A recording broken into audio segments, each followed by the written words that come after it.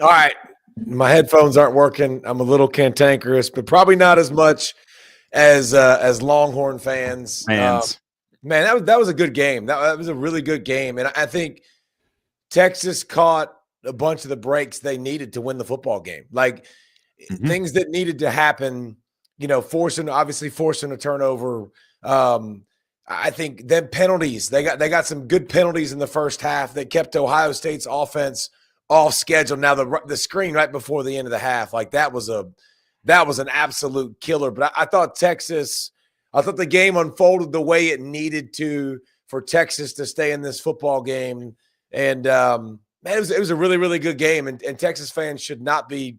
I mean, they should be disappointed because they had more opportunities. But Ohio State ending it like they have so many games this season. Goal line stands. They've done it time after time. It's impossible, man. Like it's an unstoppable force inside the 5-yard line to get it in.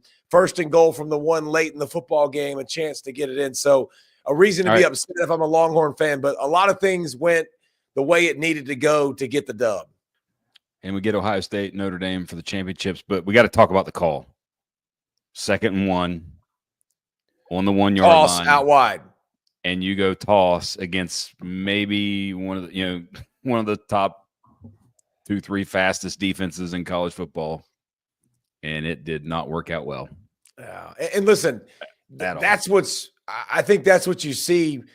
Riley Leonard on 3rd and short, that situation, he's automatic. Like he's just automatic. In Texas, in those situations, the fact that you got to go wide, the fact that you've had to throughout the season sometimes, bring an arch, which maybe put an arch in that situation. Like that would have made a lot of sense.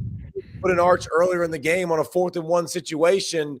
Why not bring him in the football game right there down near the goal line?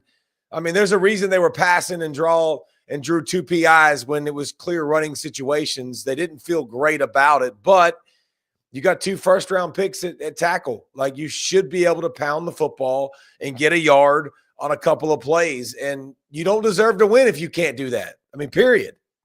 Yep. And think about the previous drive for Ohio State. By the way, amazing effort from G. Scott to get it to 4th and, say, 3. I think it was what it ended up being. Yeah. 4th and 2, whatever it was. Because he was back, he got knocked off, and then fought to get to as close as he did. And then they go Will Howard QB power. Like, that's the difference. That short yardage play versus your lack of short yardage play. But overall, this was a game that felt like it was teetering on Ohio State's just waiting to take it completely over. But it was continual self-inflicted wounds from Ohio State, the personal or the unsportsmanlike or whatever it was on Henderson. Holding false calls. starts. I mean, they definitely had a bunch of them. The interception early from Howard in the second half. Like, they beat themselves big time. But guess what Texas did? They took advantage, and their defense started getting a rhythm. They got Ohio State out of rhythm and started physically taking care of and kind of owning the game there for a little stretch. But let's be honest, man, because we're always honest here, and you're not going to get clickbait. That's not who we are. That's not what we are. We're going to give you actually football opinions and not just say stupid things like some others that people did, and especially did today on James Franklin, which was just absolutely crazy. But Quinn Ewers balled. Quinn Ewers played really good, and he made plays in situations, Brent. I get annoyed with him sometimes because I don't love it when the first thing isn't there and he steps up, not a lot good happens. He steps up and he runs it on 3rd and 10 and almost gets the first down, sets him up on 4th and short with 1 minute left in the half, which they end up going down the field and getting a touchdown. Huge play. And then the 3rd and medium range when he scrambles or steps up, and then flips the ball as he's getting hit right before his knee goes down. And obviously they convert the first down. Quinn Ewers made some plays, man, under duress. I like what they did. Ohio State likes to play zone. Like we've seen them it doesn't go well. They get handsy. It's not their strength. So even when they bring pressure, they still like to play zone behind it.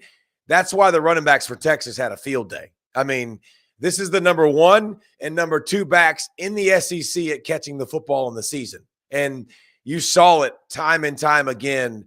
Good job by them getting the ball out to the running back, not taking sacks, not taking negative plays, keeping Texas kind of on schedule. And you're right. The physicality started to come out. The tempo started to come out. And they crawled and scraped, and they got themselves back in the game. But Quinn Ewers did a great job. I'll add a caveat to that in the second half. Because Yes. in the first half, I was ready to bench him for Arch. Exactly. Because he was stepping into sacks in a clean pocket. He was overthrowing wide open guys. It was a, cascade of just, where are you? Where's your head? What are you doing? But he, like you said, he did settle down. The underhand flip was a big time wow play that, ended up there. And one play, dropped the dime into the running back for the first touchdown. And then the second one, Carson was sitting beside me. I'm like, oh, running back. I saw 6 come in and was going to blitz. I knew there was nobody on the running back, and they completely bust and leave him open. But I think that's when you look at this game for like the totality of the talent for the game, Texas had to play the way they played in that sort of late third quarter, fourth quarter realm, which is dink and dunk, run the ball on first down, some third down runs. Slow the game down, limit possessions. 12 to 14 play drives. That's how they had to play this game, because if they couldn't get chunk plays, they couldn't, they got a few. They got one to Golden. They got the leak play to Helm that got them some chunk plays right before the strip sack. But still, hey, none of it mattered, because Ohio State's in the national championship, and now it's Ohio State, Notre Dame. Yeah, but you know what though? I thought Texas did a good job too. They made Ohio State play like that. I mean, their game plan was very clear. Like, and I thought Texas did a good job of mixing it up too. Like they showed something a lot of times, changed the picture so many times, and created some confusion, and obviously got the INT off of it. But like, I thought they did a good job. Like, we're not going to give up big plays. 4's not going to beat us. Came out with a lot of zone. First possession, Ohio State did what they've done the whole playoffs. One of the craziest stats in the playoffs so far for Ohio State. 42 first quarter points. 0 for their opponent. 42. Like, they come in with a great game plan, and they are ready to roll. And they knew exactly what they were going to get from Texas. And they were going to get zone. It was Ibuka for 3 catches, big time, like finding the hole in the zone, sit it down, got the ball out quickly, got the running game going a little bit. We didn't see the running game, much after that. But and then in the second half, I think Texas, they really did a good job, man. They took away the big plays. Their secondary tackles so well. Like they come up heat-seeking missiles. And you know what they don't do? This is a pet peeve of mine that a lot of defenses do in the country. They're freaking robots. If I'm supposed to have outside leverage, I go attack the blocker. I call them block magnets. I run up and I attack and I get my outside leverage. Like Texas, sometimes they just fly up and they make plays. Make plays. Yes. And will they miss some? Yes. But they come up and they make plays. And I love that about their defense. And I thought their defense had a great plan, adjusted really, really well. Got Will Howard jacked up a little bit, confused him, took away the run game, and it was what you wanted it to be. You wanted to get it to the fourth quarter. You wanted to give yourself a chance, and they absolutely did. Yeah. Yeah. So if you said, hey, Texas fan, before the game, I'm going to tell you that Jeremiah Smith has 1 catch for 3 yards, and the 2 running backs are going to combine for 78 yards.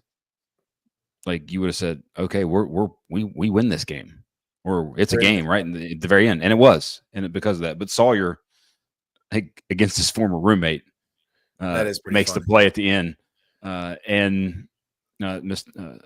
Matt here points out in the chat, we have 7 versus 8 seed in the championship. Hit the wrong button there. In the championship. Isn't that awesome? That's fantastic. First year of the 12-teamer, you got 7 versus 8 seed, the thing is, though, when you look at Ohio State's season, They lost on the road to what was the number 1 team by 1 point and a few seconds from potentially winning that game. And they had a stinker against Ohio State or against Michigan. Sorry. Outside of that, they've pretty well dominated most every game they've played. So, but then they needed that against Michigan. They're not where they're at, obviously, because of their shift in what they do and who they. And that's another thing too. I think it's interesting with. I think the more you get tape on this run game, I think the more it's a little bit easier to stop now. Like the more you see it and you understand the counter game and what they're trying to accomplish to you. And I think you've kind of got a beat on it, and they're going to run the nakeds and they're going to run the leaks, but you play pass first. I mean, that's how you play Ohio State. Like you definitely take away the weapons first, and you take away the deep shots. And I thought Will Howard checked the football down a bunch and took that, but I'm going to force you to do that. I'm not going to let you beat me with those big plays down the field, because they aren't 50-50 balls to Jeremiah Smith and Ibuka consistently. Guys all over them, hands on the football, like they make those plays. And another thing too, like spin it on the other side. I don't think Ewers played good in the first half. Helms got to make that catch when he gets hit. Catch the freaking football. Catch the football, dude. Golden made the one good one-handed catch on the first third down, which was a great play. It was amazing. And then he gets dinged up and banged up. Isaiah Bond drops the ball right in his freaking hands. I mean, right in his hands. Like, I mean, the receivers were the most dependable targets for Texas. Like, they caught the football, they made plays. Like, that was another thing that's frustrating. And I think watching Texas this season, after watching so much playmaking, a year ago in the last couple years and so many big plays and big shots, like this offense was really relegated to run the football, play action, dink and dunk, which that ain't what they want to do. That ain't what Sark wants to be. Sark wants to put, pressure on you and really make you cover the whole field. And I think by necessity, because guys not making plays, they had to.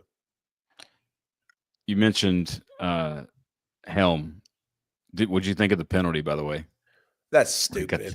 Get the freak out of here. Like, hey, refs, go away. Like, go away. That is stupid. Like, I knew you would. Listen, that's why I asked. By the letter of the law, Brent, yeah, I'm sure it's a penalty. But he didn't go get up in his face and go like this and taunt him or stand up over top of him. Like, you do that, it's one thing, man. Like, I'm fine with that. But he literally was just like, no, like, sit down, which he did. He threw Caleb Downs on his freaking hindside. Like, congratulations, you did. That's a great player that you just made look like a little girl. Like, that's a good thing. I like that. I'm excited about that. But these refs, man, just some of those. But you don't call the hold. That, by the way, credit to Herbstreit, like calling out the hold on the right tackle. It was on the evident, third down play. It was obvious on a big play that. And again, they're cheaters. That's what the offensive line does. They hold. But the NFL talent on that field, though, like and you were talking about how Texas DBs and even Ohio State, both teams, just how physical both of those teams are. Like it's fun to watch when you see just guys flying around, so much speed, crazy amounts of collisions. Like that's what the game's all about. So I forgot to mention that. Let us know where you're watching, where you're joining. Folks in the chat, let us know who you're joining from, who you're rooting for. Where y'all from? As we go through this squad. Yeah. You talked about Ohio State and you want to force them to check the ball down, to run, things like that. That's not really what Notre Dame does. No. Notre Dame plays man. Notre Dame plays aggressive. Notre Dame puts their corners consistently on islands. Does that bode well, or do you think they alter that strategy in any way? Well, I mean, the good thing is, you're going to be expecting that. I mean, I think Ohio State's going to expect that. They're going to prepare for that. But I have seen Al Golden play great receivers in his first year at Notre Dame when they almost beat Ohio State. And I remember that game plan like it was yesterday, Brent, because I'm an absolute nerd. I remember go back and watching it, and half the field coverages in zone with different man on one side, zone on the other side, like really good, really intricate. They've got smart players. I love, by the way, Clark's another guy that I really like in the back end who plays good man-to-man coverage and is savvy and is good. And then obviously you got Watts and Schuler and you got plenty of guys in the back end that are really good at coverage, but I'm not taking my chances with 4. I'm just not. And so you're going to have to do some of that double team, and you're going to have to show something and do something else. That's what I'll say I'll take away. Like I said, I like that kind of a game plan to be able to play cat and mouse. Notre Dame's smart enough to do that. The thing I worry about with Notre Dame is just the speed overall. Like team speed at linebacker, team speed, Henderson out of the backfield, Judkins, the run game, the quick passing game, getting the ball in the hands. They're good tacklers, but these are freaks. When you got 4-2, 30, 32, 1, like you got a bunch of guys that break a lot of tackles consistently. And if you play man and you break tackles, it doesn't usually end well. It goes for a long way. And you got to be able to affect the passer too. I early in the game, and I wrote it down. I'm like, where is Texas's pass rush? It was non-existent in the first half. They played very tight. Their ends did, by the way. The alignment, I was like, they were really tight to the tackles. And when you play really tight to the tackles and you try to win with speed, it's hard to do. But then as the game got on, by the way, how about that ball that bounces right back to Will Howard? In his lap, yes. Like calls the fumble, it bounces on the ground, pops right back to him. Texas had one of those too. On a punt returner. So I was just about to say, punt returner bounces right back to him. It was a wow one. And here's the thing that always blows me away with that. We play this game with a misshaped football, with points and all kinds of crap. That ain't supposed to happen. This ain't a basketball that you dribble, like that's round. Like there's so many things that can go wrong, and those are the kind of breaks that you need, and those are the kinds of thing that goes on.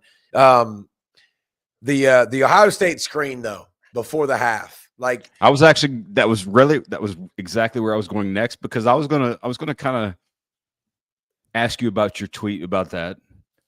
You put on Twitter, we saw Georgia be aggressive, didn't end well. Penn State at the end of the game, the half didn't end well, but Ohio State does. But is that really was that being aggressive? Because that was kind of a conservative call in a way, and just happened to go 75. There's less than 30 seconds left in the half, and you throw the football. Most of the time people run. Throwing is aggressive. Okay. But here's another thing too, though, and here's where tape study is awesome, because most of the time, literally, when you go in and you film study and you watch, you literally are going to break down the 2-minute drill of the Texas defense. Yes. I got a feeling they knew exactly what they were about to get. Because you know exactly what you're going to get in 2 minutes. First play, drive starter, what they like to do, where backed up, where they like to run. And Henderson, elite job not getting too much in a hurry and setting up his blocks. He doesn't do a great job of that out of the running back spot, but he just was patient, used his speed. And, man, that was the biggest play of the game. I mean, Texas had just come down the field, snagged momentum. Tied the game. Tied the football game and everything. They were getting the ball out of the half, and you knew that. But a nice job. And then just great job by Chip Kelly, man, dialing it up at the right time and to the right guy. If you're going to get the ball to anybody on Ohio State's team in space, it ain't 4, it ain't 2. 32 is superhuman speed. Like he is – everyone else looks like they're in slow motion trying to chase him. This is however, Schaefer Kia safety blitz had to see. I actually, when you rewatch the replay, 3 came when they ran a sim pressure. I think they had 5 guys at the line of scrimmage. 3 comes from the back end, comes up and just way aggressive. To the Qs. I don't know what he was doing in terms of how he didn't see that. I thought that as well. And Howard, by the way. the slight little subtle movement in the pocket to the right to get the space to stay with it and not give up on the screen because he was getting pressured. He stayed with it, got over the play, and that like it's the difference in the game because Texas is going down to score to take a field goal at the end there versus having to try to get a touchdown. And that nuance is coached. Like buying time, setting up screens, setting up blocks. The reason people do it well is because of coaching. It's usually really, really good coaching. And Ohio State's offense, man, like they've done a good job of morphing and changing since that Michigan game. And they didn't have a great night, but this is why you win a championship. Like the teams that are going to win championships, especially now that there's 12, you have to be a complete team. Sometimes your offense won't be great. Sometimes matchups won't suit you, right? Like sometimes stylistically, it's just going to be a bad matchup for your scheme and what you do, and your defense is going to have to bail you out. And tonight, Ohio State's dude, they just make it hard on you, man. It's like a boa constrictor watching them play defense. Like they just strangle you. They tackle so well. They communicate well. They don't give up big plays. 2 is the ultimate trump card in the middle of the defense. Obviously, 44 and 33 on the edges just consistently make plays, and JT getting banged up and then still coming back and still being a part of it after having a sack and a half in the first half. But experience, good tackling. They make you earn everything, Brent. Like the Oregon game, the first time you saw them play, since that point, way more conservative on defense, less aggressive, and good sound tackling. And they're annoying. I mean, they're very frustrating because they're good at defensive tackle. There's not a spot where you can go, they're not good, like where they're bad. They're really bad, and I can pick at it. And you think about all of those guys that you just mentioned came back. Like 32 that's on the screen right now, Travion Henderson, Sawyer, JT, a couple of their secondary guys, Simon, 5th-year guy. Like those guys came back, and they're getting the chance to play for the ultimate prize. And and Ohio State and the money figure that gets thrown around a lot, I think is one that's, did they spend a lot on their roster? Yes. And did they get three guys, 3 big time guys from the portal in Downs, Judkins, and Henderson or in Howard? Yes. And did they add Jeremiah Smith? Yes. But the core of their team is still a ton of veterans who came back and wanted one more run at it. Much like, say, Georgia in 2017, where they obviously got beat by Alabama in the championship game. But those guys, the Roquans and not Roquan, but Nick Chubb, Sony Michel, Lorenzo Carter, those guys, when you have that senior leadership and those guys come back, this is what's possible when you blend all that plus the talent that they have. Yeah, and it's not an easy thing to do. I mean, because it's harder now than ever with people knowing people's salaries and making more money and more individualism than ever, to get them to come together and buy in. And listen, another thing too, Chip Kelly, I mean, being able to bring in a guy like that who's seen so much football in his life that he can change his offense midstream, late in the season, it's because he knows a lot of ball and he can dial up plays to make you really, really good. And having him, we talked about it before the season. I think this is one of the best 1-2 punches with Knowles and him as OCs in the country. I mean, just sheerly what they do, how they do it. They're just really good at it. And Ohio State has great players, but they've continued to morph and continued to change. And, I have a lot of people that I know, and as well, probably. You lived in Ohio for a little while. Yeah. I went to school. I'm from West Virginia, but I went to school in Ohio. So all of my college buddies, most of them are Ohio State fans. So they're happy. They're probably still hating a little bit of day. They got a little bit of hate for the Michigan losses, but I think they're happy and ready to go. And by the way, their fans very much appear to show out and travel, which they will. But like it looked like a very relatively even split, at least from what I saw and what you could hear through the TV as well. Yeah. 7 and 8 seed. That's just that was, I thought coming into the playoff that bye, especially for Oregon and for Georgia, and having that extra time to be rested and ready to go. Georgia obviously was impacted by the quarterback stuff, but I thought that would play a big role. But it was actually the opposite, where you got rolled. Those teams, Ohio State, Notre Dame, Penn State to a certain extent, but I think that was more opponent driven. But they got rolling because of the poor play. Penn State just gets crapped on for their schedule and just opponent driven, and like they don't deserve any credit for what they did. I mean, they won the games. They definitely won the games, but they took care of business. How about that? By the way, I saw some of that today, and I texted you earlier. Just like,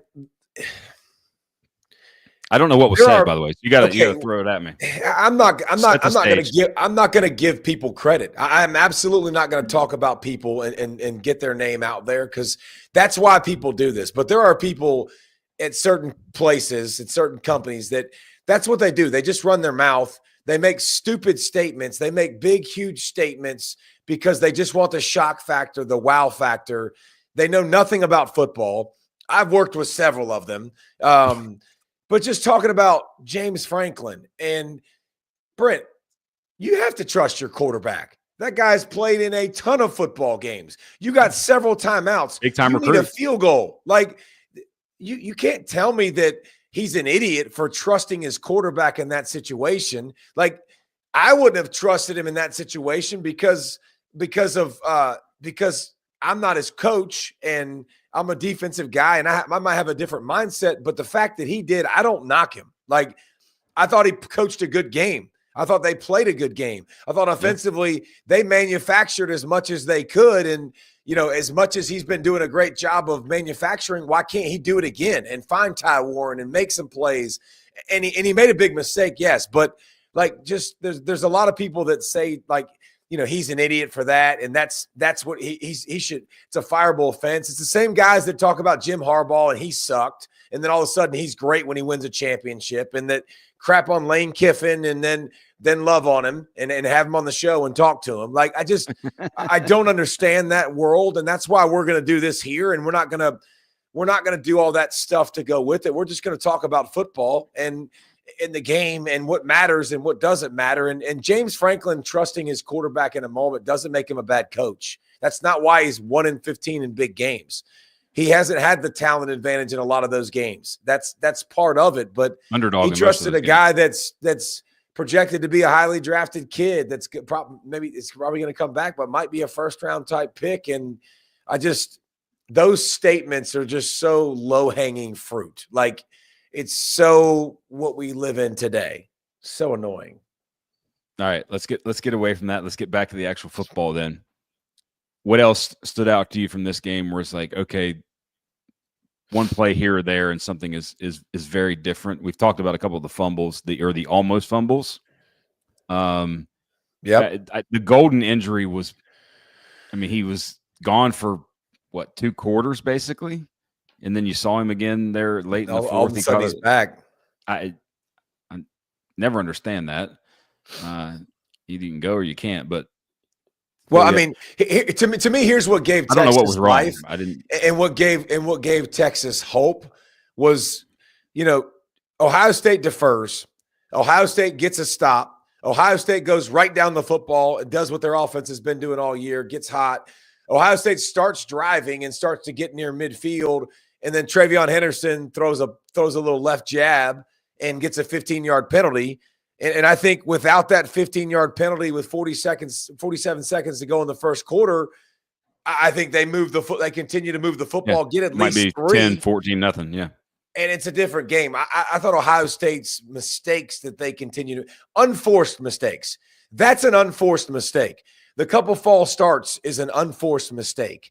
Some of the holding penalties, some of those are forced. Some of those are by great players that get off, and sometimes you just don't want to you get your quarterback killed. But I thought that was huge. Henderson's not really typically a guy that gets heated. He's usually pretty even keel. But those few mistakes by the Ohio State offense got them to 3rd and 20, got them to back up and put them out of range when they were in a position I thought to do some damage. In yours, we talked briefly about this, so kind of wanted to circle back, given that we've time and maybe some that are joining us now that didn't join us at the beginning. Early was just especially the first sack. The first sack that he took, he's 3 or 4 yards back from the offensive line, completely nice, clean pocket, and then just all of a sudden, it's like, okay, I'm just going to run right into trouble. And then the second sack, basically the carbon copy of the first one, where he was running into sacks, and I'm like, okay, what's going on here? That's what you're doing. So, and a lot just but watching that's not him. New. That's not new. No, yeah, I agree. That's why people have called for Arch Manning. Now listen, he rebounded great in the second half, and my favorite play was actually with 1 minute left in the second quarter.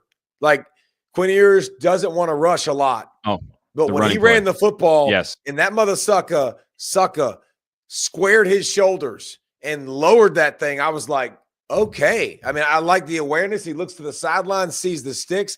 Yep. I need this. They get it on 4th down with Arch Manning, but like, I kind of love to see that. And I thought that got him going. I thought that sparked him a little bit. And here's another thing too, man. Sometimes you get hit and sometimes it's great. Like when you get hit, you're like, all right, I'm good. I'm okay. You make a play, you get some adrenaline, you get going. And then I think the decision-making started to get better. But without Golden, yeah. And then the Bond drop and the helm drop, I don't think they ever got in a rhythm in that first half at all. Caleb Downs is just watching what he does for Ohio State's defense and the ultimate chess piece that he is, because he allows them to play. It's like, I've got this guy that I can just put in the middle field, and he's just going to erase everything that's sideline to sideline, middle of the field. And you guys, that if you want to rush the passer and go have fun rushing the passer and make mistakes, fine, he'll clean it up. You want to make a mistake, like that's such a luxury to have him. And that's something that stuck out to me. Like, yeah, JT had a sack and a half, but it's not because of them. Like, very rarely does JT or Sawyer win, like right away, instantly. Yeah, quickly. No, they win by they all push the pocket. By the way, the interior, and I know this from being a defensive end.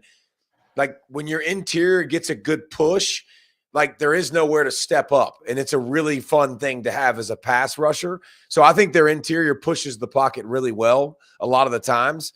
But most of the time, those are coverage sacks. Those aren't guys that are winning right now, and I think, but you're exactly right. The back end is really, really good. And they do an unbelievable job in the RPO game. And they just do an unbelievable job of moving around, changing coverages. Knowles comes from that 3 safety, defense from the Big 12 world, gone rampant in the Big 12, but where Texas came from. So he's got some ability to kind of change the way the picture looks and, play with 3 safeties, and Downs could be in the middle of the field up in the box and playing in the box, or he could be, the Tampa 2 middle of the field safety, like it is a fun luxury. But I think that Ohio State defense, that's part of what makes them suffocating. Like, there's not a bunch of twitch and freak shows, in the pass rush, but the secondary consistently makes QBs hold the football, takes away the first read, takes away the second read, and a lot of times gets them on the ground too. So initial thought, spinning it forward, can Notre Dame sustain offense against Ohio State? I think that's more of the question than the other side. I think Notre Dame's going to get some stops, and they might give up some big plays, but can they sustain offense and keep the game close by scoring at least some or enough? Because I don't think they're going to shut them down. No. And Notre Dame, stylistically, their offense it's kind of hard to match up with. Like, it's a different world, because the QB spot for Notre Dame, like, I kind of don't know how you want to play him. And I say that because he's not elite from the pocket. He's not, but he's also got this luck of the Irish thing or feel this sixth sense where he knows kind of where you come from, and he kind of knows how to just wiggle and make plays, and he's just got something to him, man, that's really, really good. I think the injuries on the offensive line and your left tackle, that's a big deal. And can you push people around? I can't wait to get one opportunity to get a goal to go situation, inside the 3, and to see if Riley Leonard wins that, because Ohio State has been unbelievable all year long. Go back to Nebraska, go back to Penn State. Like, they've won football games because you cannot run the football on them inside the 5. And so that will be an interesting matchup. Short yardage situations, Riley Leonard, it goes to him and he goes downhill. But he doesn't go downhill without his eyes open. A lot of people run the football with their, I'm going there and I'm going to lower my shoulder and be caveman and Conan the Barbarian. But he does a great job of not allowing that. I think, Mitchell Evans will be a big deal. The running backs for Notre Dame out of the backfield, if I'm watching that game, like, I'm getting Price, I'm getting figuring out Love, ways I'm to get him getting the ball Aeneas Williams, who's a good receiver out of the backfield. Like, those are matchups, but Notre Dame, what they don't do is beat themselves, and that's what they can't do in this football game. Like, if they turn the football over a couple times, it's over. It's just, the game's not going to happen. They got to play this game like Texas did. Texas gave themselves a chance because they limited the big plays. They possessed the football enough, kept it away from the offense, and kind of made them earn it. But kudos to Ohio State for still going 14-plus plays on a drive and punching it in and going for it on 4th and 2 and then being the more physical team at the end and at the goal line inside the 5. So, not that part. Wrong one. Click the wrong one. There we go. That one. SEC. 2 straight years is at least 2. 2 straight years that you've had not have an SEC team in the championship game after the run that they had. Is there anything of the conference discussion that even just makes you think one way or the other? Because I've long felt that it's kind of a dumb thing. One conference versus the other. I think the draft has shown that the SEC has been the most talented conference, and ultimately they've won those championships. But in the end, to me, there's usually 6 or 8 teams that can win the whole thing, and everybody else is just not. And that changes in certain runs. But I think it's been clear, and listen, everybody can disagree, but it's been very clear that the SEC has been the best conference. Like, to people that know football, to people that cover football. It's been the best conference with the most amount of teams. This year, it had the most depth of any conference. The Big Ten had a couple of teams at the top, but the middle to the bottom part of the Big Ten wasn't near as strong. But here's what I'll say. The SEC's overwhelming dominance, that's gone. The transfer portal and NIL has changed that. Like, it's not like it used to be, and it's not even close to what it used to be. It's still the best conference, top to bottom. Like, it's still the hardest. It's the hardest conference to get through unscathed. Like, that's not debatable. Like, if you want to debate that with me, I love to have a debate with any conference. Like, getting through that conference when you got to get through, teams like LSU that has, great players all over the field. Right. It was weird. Pavia. Even Pavia, but you got so many squads that have, upper echelon of talent that are really, really good. But it's 100% to me that stranglehold that they have and the clear dominance of talents in the NFL, I think that's gone away. I think that's going to continue to go away because of the new reign and the new rule, which is money, which is transfer portal, which is NIL. And look at the game tonight. Who had 2 touchdowns for Ohio State? Quinshon Judkins came from Ole Miss, who's likely the best player on the field in any game that he plays is Caleb Downs from Ohio State or from Alabama. So, yeah, that's it's always there. But I think now that we've seen 3, these rounds of the playoffs, it's more football. More football is always fun. And each and every year. I think you're going to get some adjustment. The point that you made there about the SEC, the overwhelming stranglehold, like thinking back to Georgia's 2021 team. But by the way, just defense and offense, because of Stupid. like Stupid. there's like 40 guys in the NFL off that team. Stupid. That played in the game, in the championship game. I don't think you're going to see that anymore. And it's going, like, coaching is going to be more important. You know, having quality depth is going to become a thing. And also having, like we talked about, like with pass rush, because Sawyer and JT are two still difference makers as pass rushers for Ohio State that can make big time plays. You know, Simmons is going to be that for Texas, and is going to be that for Texas. You just got to have a few of those guys. Carter was that for Penn State for the most part. Like those having one or two of those guys, that's going to be. It's always been important, but I think it's going to be even more important now as we get to this 12-team playoff world. I love it. Thank you, Steve. Oh yes, wrong there. Go back this to guy. Yeah. I subscribed just so I could tell you you're an idiot. The SEC has the most depth. Illinois beat SEC or beat South Carolina. Michigan beat Bama. Those were all mid-tier teams in the Big Ten. I love. Hey, we appreciate. Thank you for subscribing, Steve. Appreciate that. That's another thing too.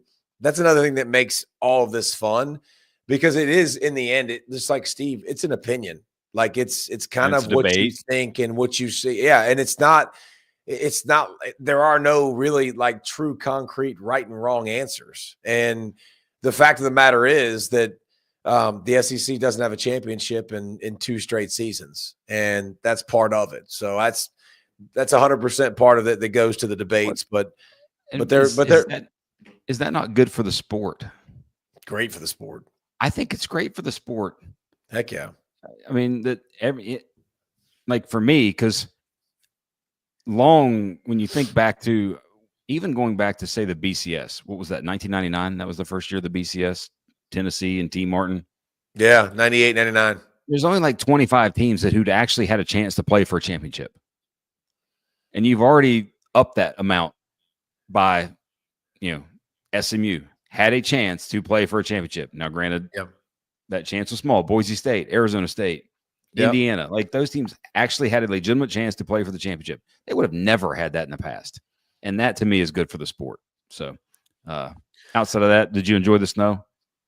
The snow was fantastic. We live in Georgia, and we got like 2.5 inches of snow where we are. Yeah, we made an 8.5-foot snowman today. Me and Nicholas and Leah had to pick up. It took 3 of us to pick up the middle part of the snowman.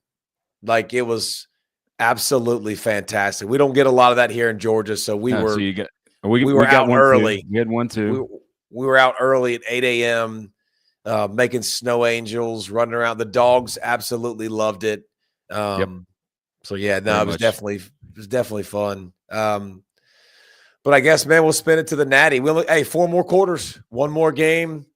January 20th, the national championship, the Ohio State Buckeyes versus the Irish. And so speaking of that, we talked about that last night. But speaking of the championship, I think folks in the chat that maybe are listening to it that aren't listening right now or even later that listen to it, or the comment section, who do you want to listen? Who do you want to see? Because the guy above me here, this guy, his Rolodex is pretty long in terms of people that he can talk to and potentially get interviews with. So who do you want to talk to? Who do you want to see? And maybe you can work your magic. Yeah, get some interviews leading up to the game. Might be fun to talk to, like to teams that played both of these teams, along the way, and somebody like I think about Coltonecki. Like, that would be kind Indiana. of fun to talk to Coltonecki from Penn State, who just played Notre Dame, and just the challenges they present. But yeah, I mean, we got some time and to get in depth, which would be really, really cool. But if you want somebody specifically, it'd be good to throw it out there. We'll try to get her on there and make it happen. So, but it's interesting, the styles that make fights. Notre Dame's style is unapologetic. Like, they are who they are. it's not the luck of the Irish, it's the fight of the Irish and their toughness and their physicality, their toughness, their effort. Like, and they've played great front sevens. They've played great defenses. And that heart of a champion and that team has still somehow found a way to get through it. And then Ohio State, who has been by far the best team in the college football playoff, the most dominant, arguably the most talented, I think, in this whole daggum thing too. Yes. So it'll be fun to watch, that on display the 20th. And we'll give you all kinds of stuff up until that point. And you got anything else, Brent, or we can go ahead and say no, say I think that's it. Like, see them folks probably will see you on Wednesday or so. Yeah. Depends on interviews, all that sort of stuff. And then game we'll the following Monday. We'll still be snowed in by that point, because in Georgia, if it snows like an inch, it's it's Armageddon. We don't even, even leave the house. Guess who shoveled the whole driveway today? That a boy. This guy. Hey, I don't know if y'all know this or not. It's not a short driveway, by the way. No, I don't know if y'all know this or not, but Brent's my neighbor. So Brent, tomorrow, if you want another workout, you can come shovel mine if you'd like. You can have at it. It's about the same length as yours. So I'm gonna let the temperature take care of that one. Deanna got it started, and I was like, all right, you've started it, so I'm just gonna finish it now. Or I did a little bit more, and then I'm like, all right, I'm just gonna finish it. So I did the whole thing. If your wife started it, yeah, I think you should finish it. Well, I was taking advantage of the snow day when she started, because I had taken a nap. I had fallen asleep. I got to stay up late, so I out in the snow, got to walk, took a nap, and then all that sort of stuff. So had a fun day. Well, another thing too, thank y'all all for listening, man. We keep growing like crazy, and all you guys keep subscribing and viewing. We appreciate it so much. And again, we ain't gonna say things just to say things. We're gonna talk college football, and we're gonna talk X's and O's, and maybe grab some coaches, along the way as we get closer to January 20th, the national championship, Notre Dame versus Ohio State.